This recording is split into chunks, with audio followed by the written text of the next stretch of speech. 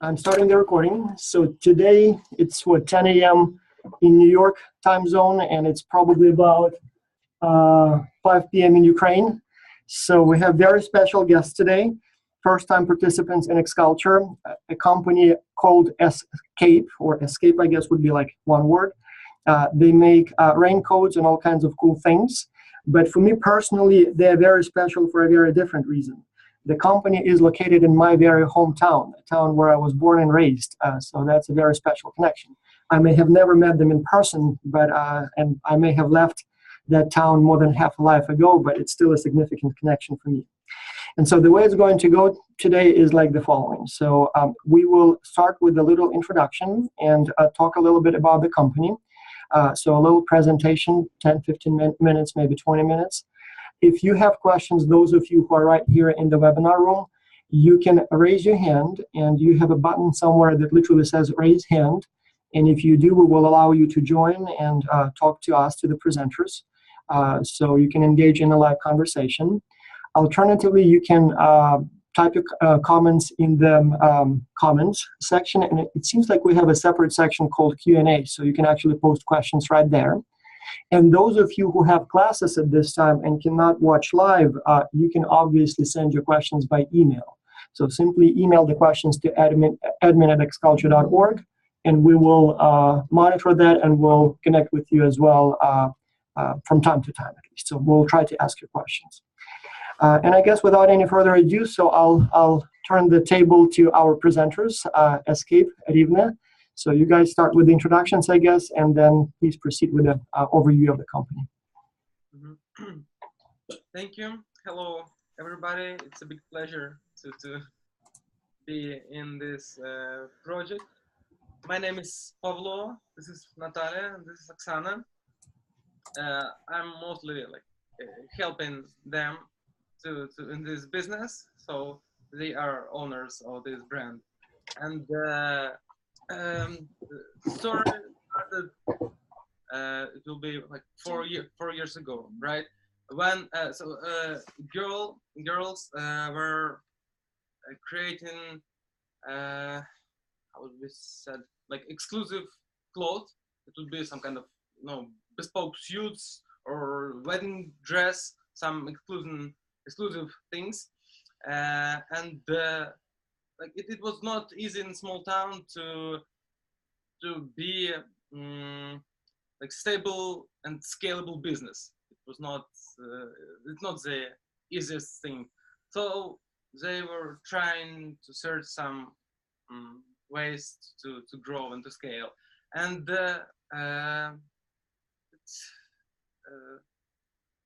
like idea appears to create some other things, that some other clothes that was not on the market, right? And after some experiments, the result was like yeah, we will be shown. You have a demonstration. Sure, yeah, we have some show examples. I think it will be like easier to understand. So here it is. This is a raincoat, but the main feature is it, could be packed into this small, pocket. Yeah, pocket. So the trick is you can just put this thing into your backpack or I don't know, in the car, anywhere, and in some urgent case, you will just bring it up and save yourself from rain, right? So it's pretty easy. It's compact. It's even a little bit funny to pack and unpack this stuff. Also, it is a great way to travel because it saves a lot of space in your backpack. You can go to the plane, I don't know, to anywhere with such small things. And when you unpack this, so you can basically have full raincoat. It looks like this. So it's small, I don't know, comfortable, and it's nice. Solving the main problem to save you from the rain. Right? So this is main. It was the main product from the start. The first product. The first, right? And the main source of like go to market strategy was to throw it on Facebook, on social network, and to see how it happened. So it was like minimal valuable product, and the launch was pretty good. Near 20 items at once, and it shows that there is some opportunity on the market. There is a question. There is a question from Gurdit Katra. He's asking, what kind of material is that jacket made from? This is membrane, water resistable, and 300. Now it's membrane, but the first raincoats, they were not membrane, just water resistant fabric, and now it's membrane. 10K, 5K. Resistant, like the resistant coefficient. I don't know how to explain it, but there is some like some scale of this of quality. So it's enough to save yourself from, like, not from tropical rain, but from mid-sized rain. It will save you. So fair enough. Yeah. And it's like, I don't know, edition, maybe it's like version 4 or 5, because each year it was some little upgrades, some little tweaks. It was a long path of choosing, like, how do you call this? Zipper. All different stuff. I mean, you know, furniture code. Anyway, so. Well, it's very technical, so there are probably many different types of fabrics, and but nice to all right. Sorry for the interruption. Yes. But still, in each piece there is some consideration, some pass. It was upgraded each time, each year. It was like new kind of accessories. Maybe it will be probably to call it like this. So this is the first like the first item type number 1, right? We have also 3 more. Let me show this jacket. So it was like type number 2. It's more like a jacket, and it also it saves you not only from the rain, but I would say it will help you to get to be warmer, because there is used some kind Insulation. of insulation. There is some heat saver material. I don't know how to call it. There is more like bigger pockets, right? Yeah, you can wear this stuff, and you can wear it in the summer, in the autumn, in spring. So it's like upgraded version of this cape. And the third also very light. It is possible to put touch a little. Right. Oh, it fits in the pocket too, huh? It's this, but it's separate pocket. No, there's a special, like, different bag which is attached to this jacket. So in the end, you will also drop it into the like small bag and pull it into this pocket. So it's designed for travel and to be mobile. Yeah, cool. Sure. Yeah, it's the same. So you just putting it in this bag and it will become anyway, just to save your time. The third version was like this. I would call it like maybe bigger, stronger, heavier. I don't know. So it's for different occasions. It will be not able to shrink it to the minimum size, but for someone who wants to be like to have better protection from the rain, to have it like warmer, there is a third type of our product. And also in this type of clothes, big variety of textures are used. So you can see this is a perfect idea for some cute ladies. There is also some like more classical textures. So after this like step, our buyers are able to choose the style. Right? And you can make them in any color, I assume, right? No, like, there's also a big story about choosing a good fabric. Right? Yeah, we had a big issue to get high quality fabric. It was ordered from China, and it's not easy because there are some trade-off. From the one hand, we want to have big variety of fabrics, textures, but there is a minimal minimum quantity, right? Right. So each year there are about like 5, 6, 7 types, right? Of textures are ordered. So we are not able to get like 20, 30 types. It's harder. Right. Mm-hmm. And the last type, it's winter parka. It's really warm. Like now, there's about minus 20 degrees Celsius by Celsius outside. Yeah. So it is roughly, so it'd be something like minus 15 Fahrenheit. Okay, and it's very warm. There are also lots of like small tweaks. For example, such things on the hands. You just get in. Let me show you. Like gloves? I'm not sure how to call it. So your hand. Right. Yeah, right. Inside, a lot of pockets. Some small tweaks like light. I don't know how to call it. Also light. Not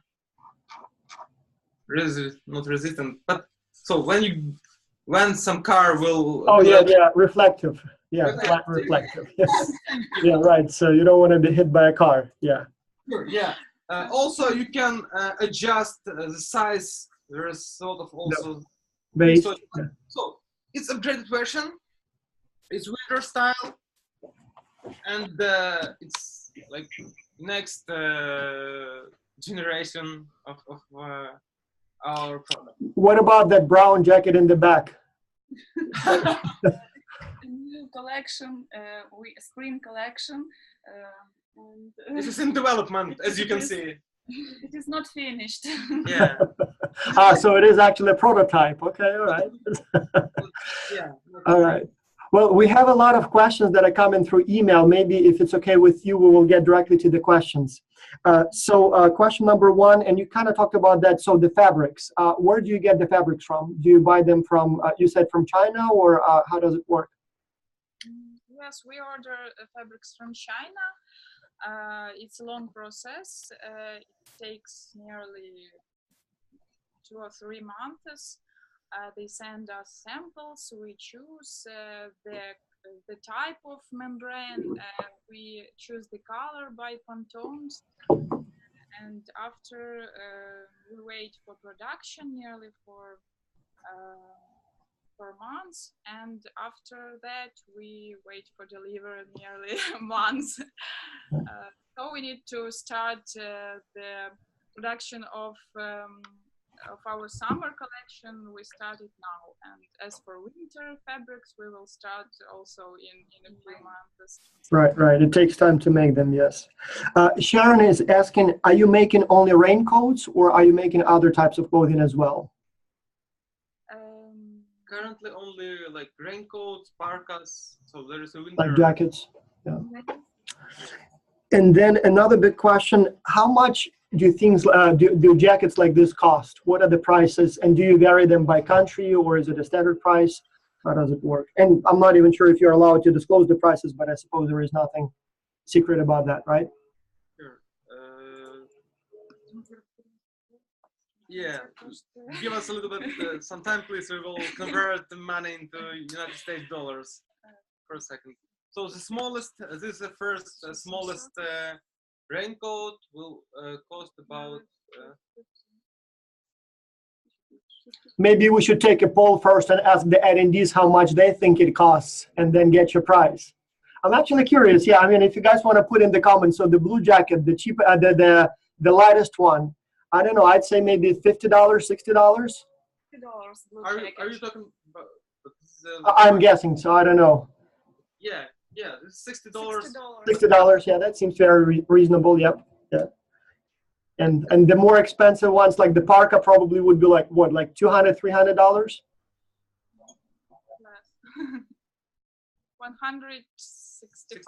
Oh, I want to buy one of those. No, really, that's a good price. Just to be clear, like our price strategy depends on basically 2 or 3, I would say, 3 things. First is production cost. Right. We are taking production cost, considering about like profit size. But second, we are selling some part of our products through like partner stores, offline Right. stores. Right. So they are like their condition, like you gave us the product, it should cost like on 35% than your price, our final price, you know. So they could sell it at the same price as we and get their part. Right. Their margins. Yeah, makes perfect sense. Now, there are several students asking about the areas or countries where you sell your products.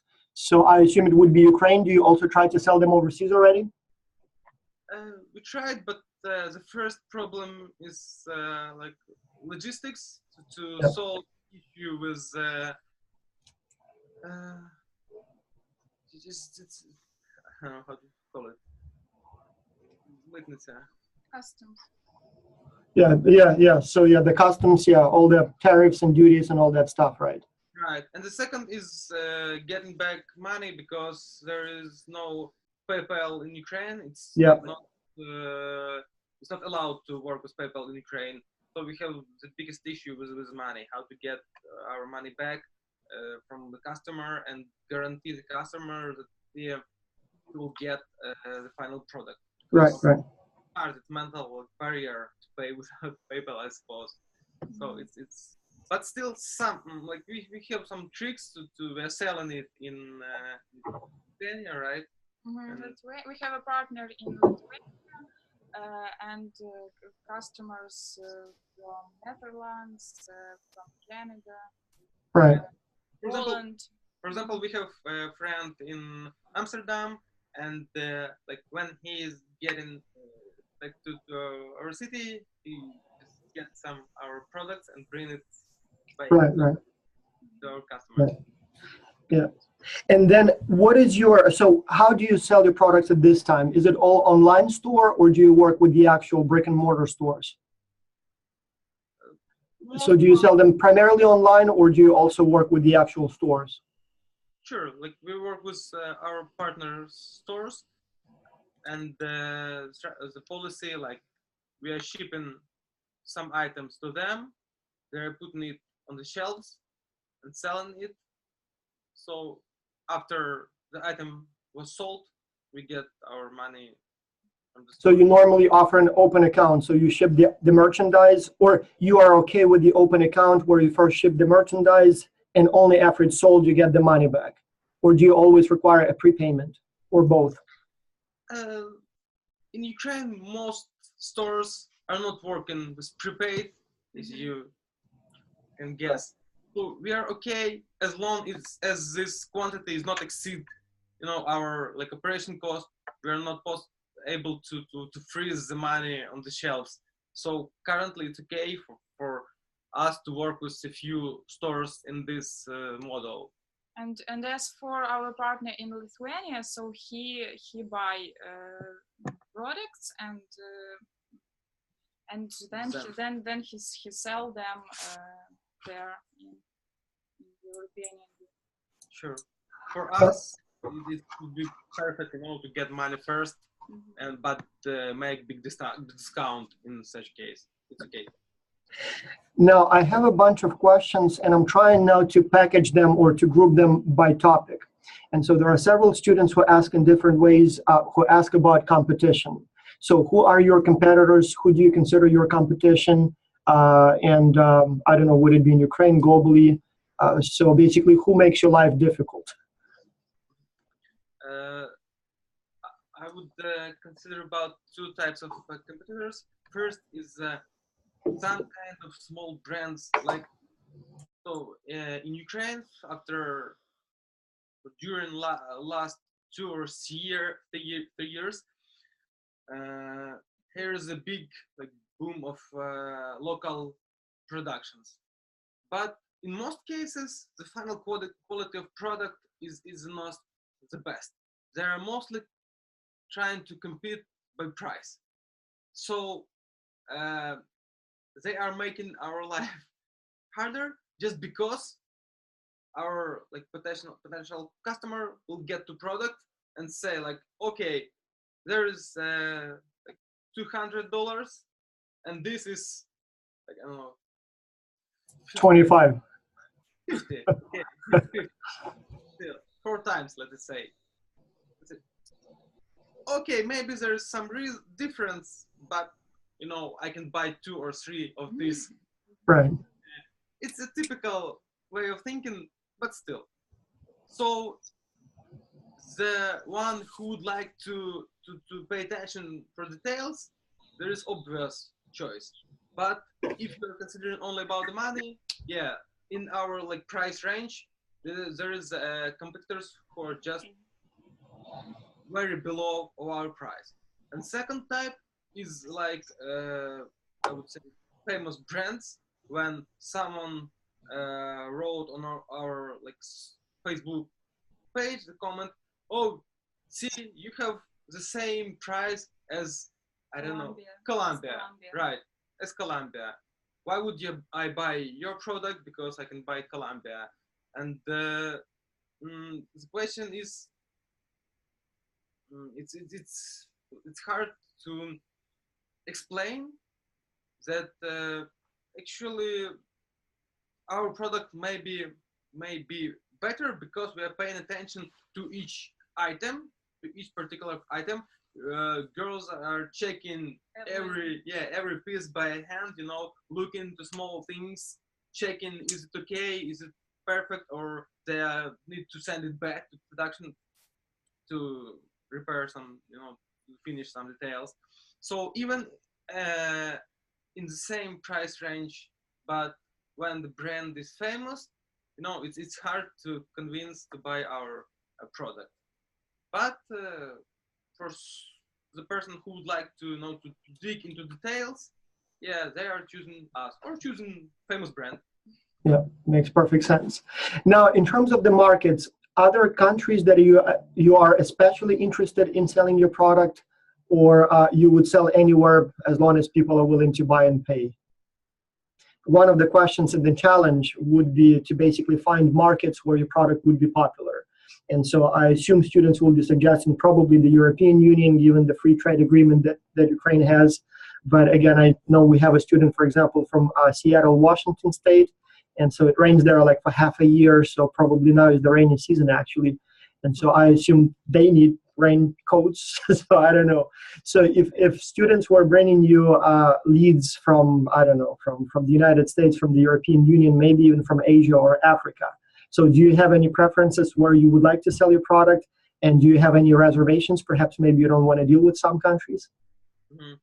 As for my observation, there is a funny thing that we are familiar with many people who bought each type of our product. So some girl bought spring item, the jacket, the coat, and considering about the lifetime value of the client, it would be great, or like it's more valuable to be on the market with let's say different spectrum of nature, like when you have winter, yeah, nature seasons. I Right, right. your value just considering such things. And I don't know if in some country you making decision based only by the final price, it's also will be hard to compete. Yeah, yeah. Well, I assume, as you said, the biggest ultimate question will be, is it logistically possible to sell the products in that country, right? So as I understand, there are two big questions that you would like the students to try to answer. One, how do you ship the products to that country? And I assume that includes not only the actual shipping, but also what are the import tariffs, if any, what kind of paperwork needs to be done, custom clearance, all that stuff. And two, payments. So how do you receive the payments? I know we use from time to time services from Ukraine, so we have a guy in Ukraine who does some IT work for us. And yes, it is always quite a challenge to send the money to Ukraine. So I know PayPal allows making payments from Ukraine overseas, but would not allow to receive the payments. What we use at this time, we use a service called Payoneer. So it basically is sort of like a PayPal, but also operates or works in Ukraine. But unlike PayPal, it does not allow, or it's not as easy to use credit cards with it as it would be with PayPal. So I guess one of the questions that the students would have to focus on is to research and see and basically present a step-by-step guide for how to move the product from Ukraine to the market. And then when the customers start paying, how to move money back to Ukraine. I'm sure there are ways to do it, and I'm not sure if it would be done via stores or online, but it could be a challenge. And so it would be something that the students would need to explore and try to answer, right? Sure. So Theoretically, there is some trick to solve this is to open a company in some jurisdiction, for example, United States. right. That is, by the way, also an interesting idea. We had a partner last semester called UniCheck. It's a Ukrainian IT company. They develop, basically they do plagiarism checking. And so one thing that they do is they allow personal accounts. So they primarily work with universities.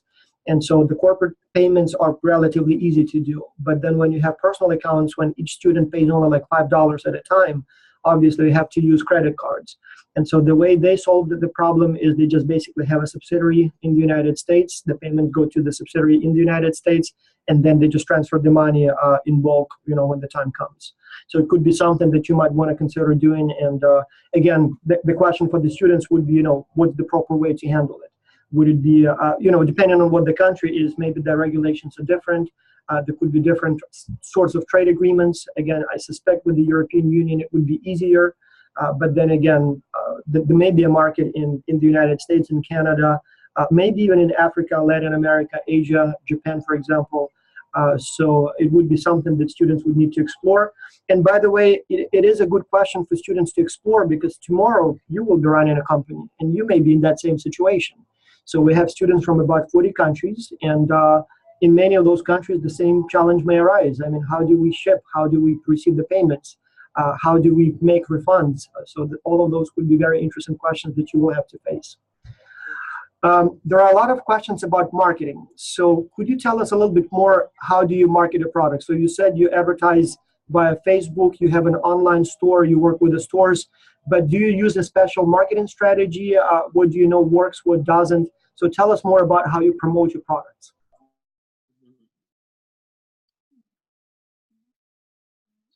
Yeah, except direct Facebook, we're using second thing is second channel online. It's Instagram. We're using our website, and we are taking part of like offline how do you call it, exhibitions or offline. Beverly here is asking, so it's probably the company is too small to advertise on TV or in magazines, right? So you're going through the social media primarily, right? Absolutely. And like, for example, there is some offline store in Kiev.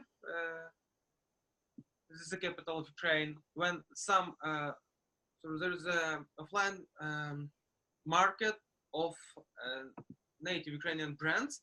We're going there, taking some kind of booth, and selling there. So Like the trade fairs, yeah, exhibitions. Yeah. correct.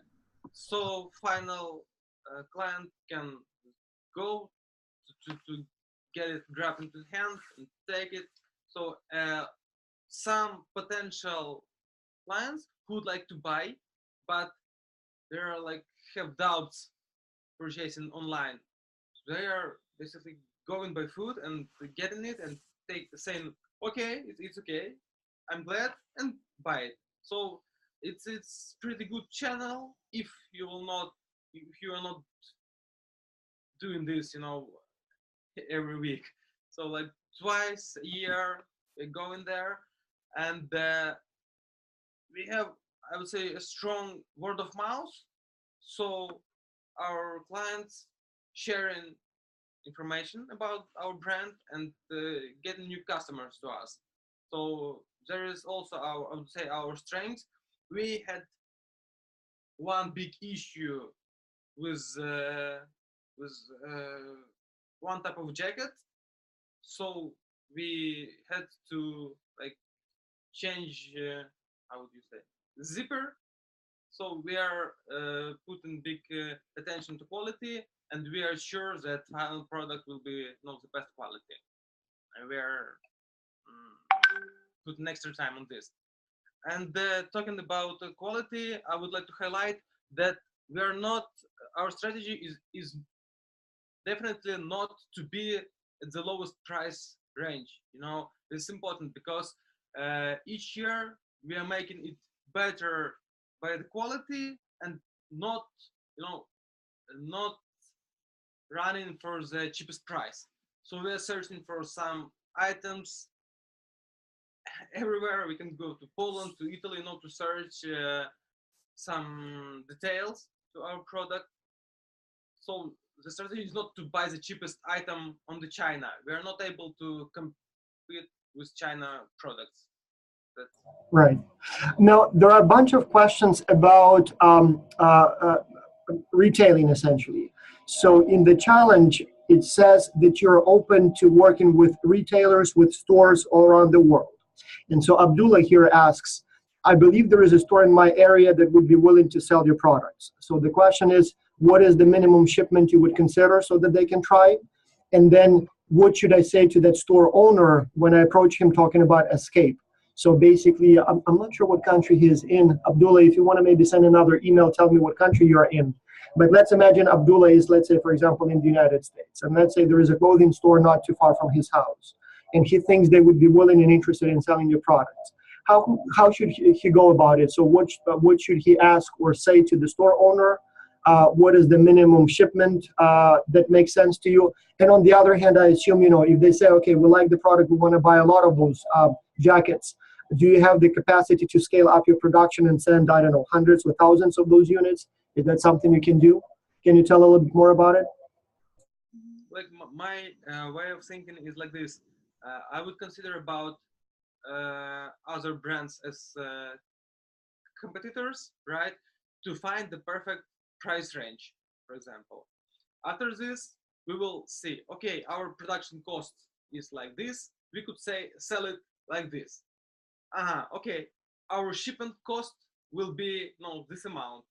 So we need to have the reason to ship you 100 of our items, right? We should have a profit, for example, I don't know, $20 on each, because we will put $10 on shipment, $5 on banking account, something like this, and we will be to have the first try around zero. It's okay for us, I would say. So the idea would be like this: go to the store and say, okay, could you or would you get 100 items, right? For example, 20 items of 5 type, and put it on your shelf. How would it's also important how our product will be like merchandised, right, in the store. If the like store owner would like to promote, to highlight our product, so yeah, we were able to ship some amount. It's just a matter of time and the final price. That's basically it. Currently, we are not support any merchandise, supply or some, I don't know how to call it, some advertisement materials. We can send only like logo, some design. That is actually another question that just came in. So do you have some sort of like booklets or brochures that the students could share with the potential stores, like stores that potentially could be interested in selling your product? So obviously they can send the store to your website so that they can see the offerings. But do you have like electronic brochures or maybe something that can be printed and shown to the potential retailer? Yes, we have, and we can prepare it, no problem. Sure, it also depends on your. Yeah, it may be a good idea. Yeah, if you have something like that, it may be a good idea to even send us the links to the printable materials or perhaps something that can be sent by email. One of the big advantages of using the X-Culture crowd, so we'll have about 5,000 students. And obviously they will bring you, hopefully will bring you a lot of interesting ideas, how you can advertise, where you should sell your product, what's the best shipping method, what's the best payment method. But another big advantage comes from the fact that students can literally talk to the local stores and see if they would be interested in working with you.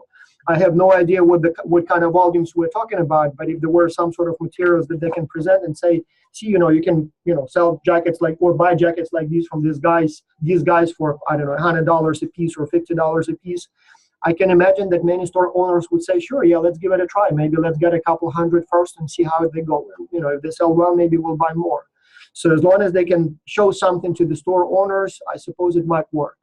But anyway, there are a lot of other questions. So let me go one by one because at this time it's kind of almost too many. So there was one question from the anonymous attendee. Please put your names in the future so I know who you are. He's asking or she's asking, what is your target audience? Like, who are your buyers?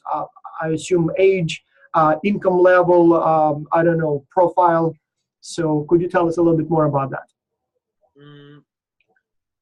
It's not easy to say about exact age. I would make segmentation based on behavior, more like this. It's like younger audience, then I would say below 35, something like this. Who love to travel, to visit different places, and I don't know, and we should take into consideration our use cases. So when you will put these small things into your backpack or in your car, right? So basically every car driver should have this item in your car, because in some case you need to go out from the car, and if it will rain, there is no reason why don't you have this in your car. So there is a use case. Second, so you are going to the city from home, you get in your backpack, there is some chance to the rain will come, and you're getting this item put into your backpack. That's it, problem solved. You're safe. You can, like, in this case, our competitor will be umbrella, right? You can put an umbrella. So it's in terms of the price level and income level, and I think that's what that anonymous attendee was asking. So you're not targeting the kind of the low income buyers. You're going probably more for like middle range, or maybe even people who value quality and are ready to pay a little bit more for that. Or what's your kind of segment? Absolutely, but it also can be vary in countries. For example, in Ukraine, our previous version of I would say winter parka, like, it was about less in 2 times, right? So this year, our price of our top product is 2 times bigger than last year. And why is that? Is it better quality, or you just decided to increase the price?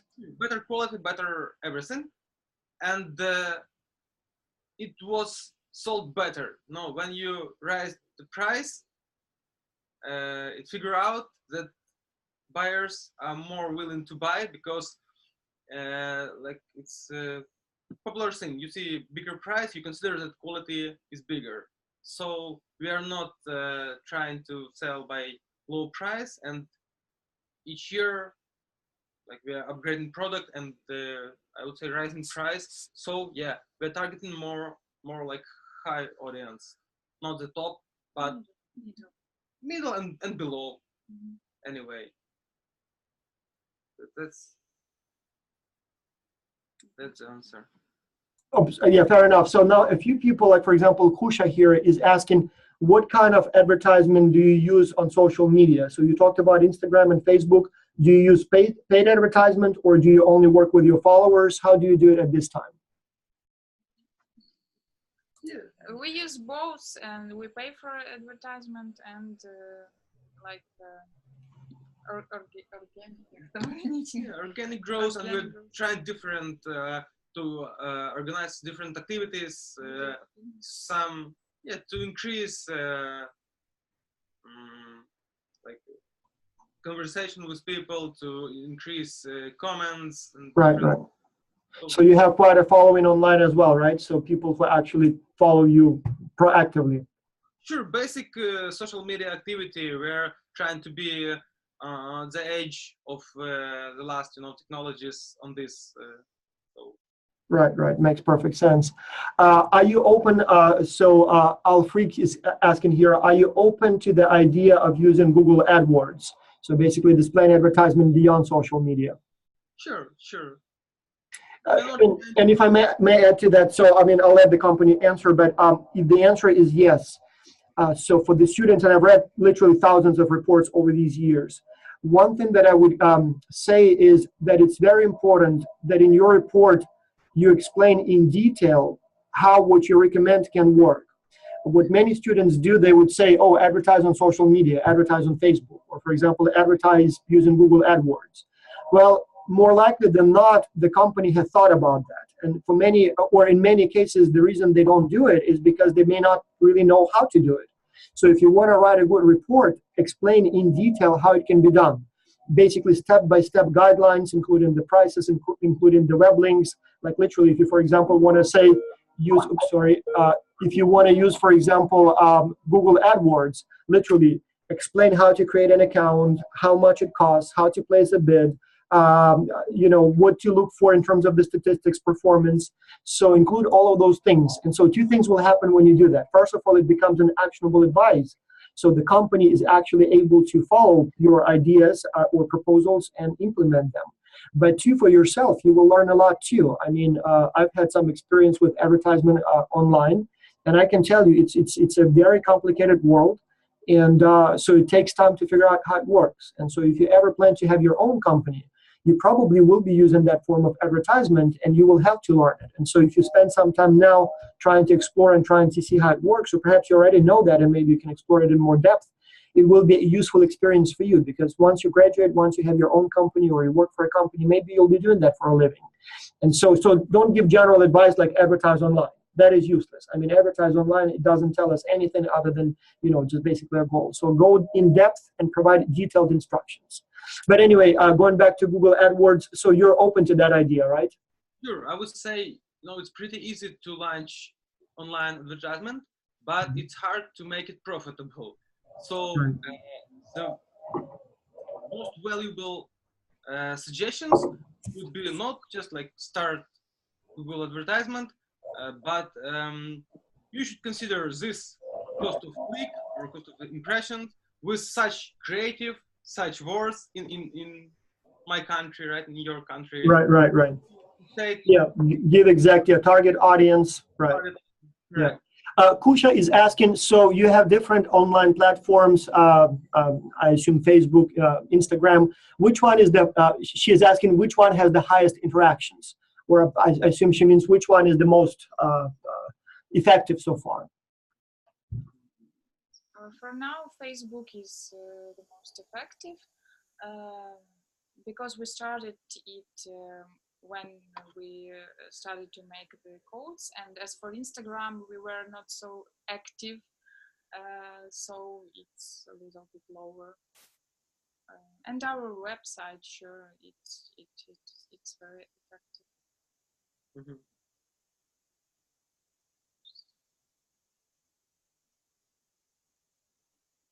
We're not hearing you. I'm sorry. We're not hearing. Sorry, my microphone. Sorry, one of the students is asking, so we have something going on outside here, and so they're building something, so the noise, I switch off my microphone when I don't talk. Anyway, Naksha is asking if you are using or open to use Amazon or Aliexpress or any of those other big online retailers. You seem to be a prime audience for them because they do work with small companies, takes only a few minutes to list your products, and you instantly have access to a global audience. Are you open to working with them? Yeah, but with same two questions: how we will ship and how we will get money. Well, that I believe they actually have figured out. So working with a big retailer like Amazon or Alibaba or whatever they here in the United States, they're called Aliexpress. It's actually a much easier method because they cover most of the things for you. You create a merchant account with them. The payments go to their account, and then eventually they transfer the money to you. So the beauty of working with one of those bigger retailers is that you don't have to worry about things like, for example, payments and shipment. So they will actually take care of most of those things. Or if you have to make direct shipments, again, it's much easier because at least they will give you all the paperwork done and stuff like that. So again, I haven't worked with them myself, but to my knowledge, they're specifically catering to small businesses like yours and making it much easier to sell online without the need to have to do your own promotion, without the need to have to do all your own paperwork and all that stuff. So again, if any of the students have experience with that niche, if you know how to sell through Amazon or eBay or Alibaba or AliExpress or whatever the other retailers are in your country, again, it would be very useful, I assume, to provide suggestions. But again, don't just say sell through Amazon. Provide detailed instructions for how it would work, how to open an account, what's the commission, what kind of paperwork needs to be done, literally, step by step. Imagine that the company has no clue how it works. And so you do the research first and then basically explain to them how to do it.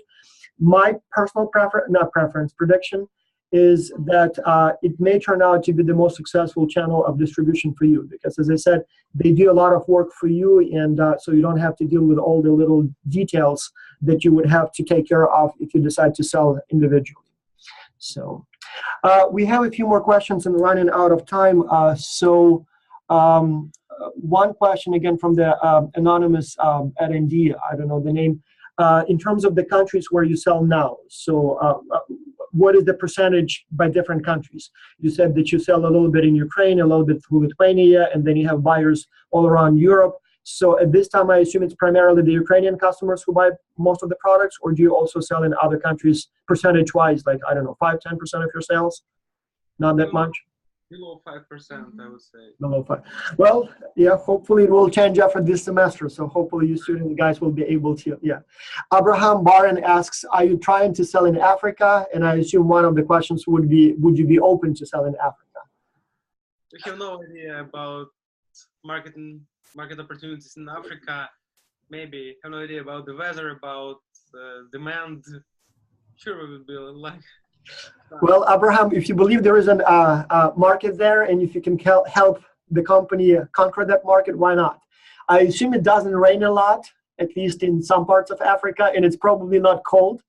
But then again, Africa is a huge continent, and I assume it gets pretty cold in the, on the southern tip, and it may get rainy in the kind of tropical parts of Africa. So I don't know, maybe why not? Good question. And now there is one more question. Yes, Abraham says that there is demand. So Abraham, if you can help with them conquer Africa, or conquer is the wrong word, start selling their products in Africa, obviously your help would be much appreciated here. So absolutely. And so there is another question. Oh, segment you focus on now in terms of women, men, or children? That's a very good question. Women and men. But not children? For now. For now. Yeah. Okay. So let me see if I missed any interesting questions. Now, there is one question that is more for me, and I think I will answer it even though it's not exactly for the company, but now is a good time. So Wairimu Gachaya is asking, how do we select companies for the X-Culture competition? A quick overview how we do it. So we started working only with big companies, and among our first clients were companies like Mercedes-Benz, Louis Vuitton, Home Depot, so basically huge international companies.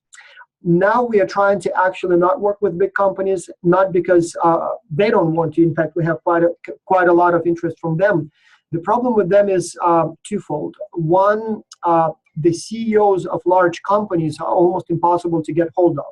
Like here, we have an hour with the 3 representatives, basically the entire management team of the company, and they're talking to us. They will provide feedback on your work. They will read your questions and answer almost immediately.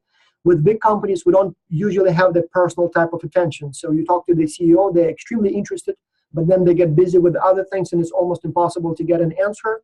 In most cases, they would appoint some sort of a secretary or some sort of, like a lower management person to deal with us, but that person may not even know what's going on. So the students get much less attention. Second, and that's even more important, it will be years, decades, and for many of you, never, that you will be in charge of a large company like Mercedes-Benz, like Louis Vuitton. But at the same time, what these guys do, you will be doing literally in a year or 2. In fact, many of you are already trying to do the same thing. And so the challenges a small company, a 4-year-old company has, are much more interesting and much more educational for you, because you will be in that position literally in a few years. And so the whole idea here is to expose you to the companies that, to the challenges that you will encounter soon on your own. And so this way you will be able to prepare yourself for a future business startup in a few years. And so at this time, we are trying to work primarily with the small and medium companies, and we even try to select 1 or 2 startups, like literally brand new companies, only a few months old, that are still trying to figure out how to work about it. Again, they are less, they're smaller, they're less glamorous, they may not be very international at this time, but we feel that's the type of the challenges that the students will learn much more from than the challenges that the huge companies present. So we always have a couple of bigger companies, and then when we have the X-Culture Symposium, we try to work with the largest companies so that we can tour their facilities and see how they operate. But for the competition at this time, we're actually trying to go with the smaller to medium-sized companies. And so if you know any that might be interested, so we get about 50, 60 requests every semester. We try to select 5, and then I always kind of feel sorry for some of the companies and say yes to more. So this time we have about, I believe, 7 or 8 in the early track. And then there are another 8 or 9 companies that are asking to be added to the late track.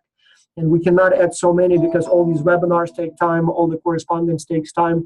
But I think we're going to add 1 or 2 more in the late track just because we have very interesting industries represented. So we probably will add a couple more. So, but yes, if you know a company that has an interesting product, an interesting service perhaps, let us know. We will be very happy to take a look. And as long as they present something that is unique, perhaps an industry that we don't have at this time, maybe they come from a country that we don't have at this time, we will be very interested to see and maybe can work with them. So there is one more question from that same anonymous attendee, and I'm not sure if those are different people or the same one. Have you looked into video advertisement? Also, if you're selling globally, more diversity of people in your ads would help. So did you try any videos?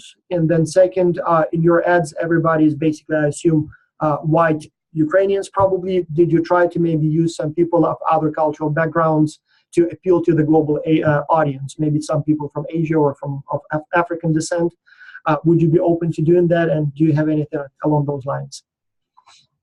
We have not tried video advertisement at all. And well, anonymous attendee, I'm not sure what your name is. Maybe if you have some ideas and a script for a short video, and maybe you can even help with the production, why not? So we tried with online advertising. So we're trying to launch the children's version of X-Culture, and so we have to use some advertisement online. And it seems like people respond better to videos than to pictures, but as long as the videos are not too long. So I don't know. So if you guys have any suggestions here, it would be very interesting. Would you be open to putting faces of different ethnic origin into your ads? sure, no problem. Yeah, why not? I know it's not easy to find people of non-Ukrainian origin in Ukraine. So, but again, why not? Maybe some of our students will be the models. Some freelance. Yeah. So it's a valid concern, by the way. So if you want to sell globally, it may be a good idea to use more diversity in your ads. Maybe like the United Colors of Benetton. So they every ad they have, they would have people of all kinds of ethnic origin. About pictures on website and social media. Yes. Sure, Exactly. All right, so we are pretty much out of time. We have another meeting in 10 minutes. So thank you so much for your time. All of you who have more questions, feel free to email them, and we will forward them to the company. And then we will have another webinar towards the end of the early track. And at that time, we will try to select 3-4 teams that will present what they have at that time. And hopefully we'll receive some good feedback from the company. And so the early track will still have time to use that feedback and improve their work in the remaining couple of weeks. And the late track at that time will already start, so they will be able to also join live and ask some questions. So questions by email, we will try to answer them. If you have questions that you would like to get into the discussion about, we will have one more webinar. And yes, good luck with your proposals. And for the wonderful company Escape from Rivne, well, hopefully we will have some good ideas for you in a few months. So thank you for your attention. Thank you, everyone. Thank you. Thank you for your attention and participation. All right. Bye. Okay. Bye-bye.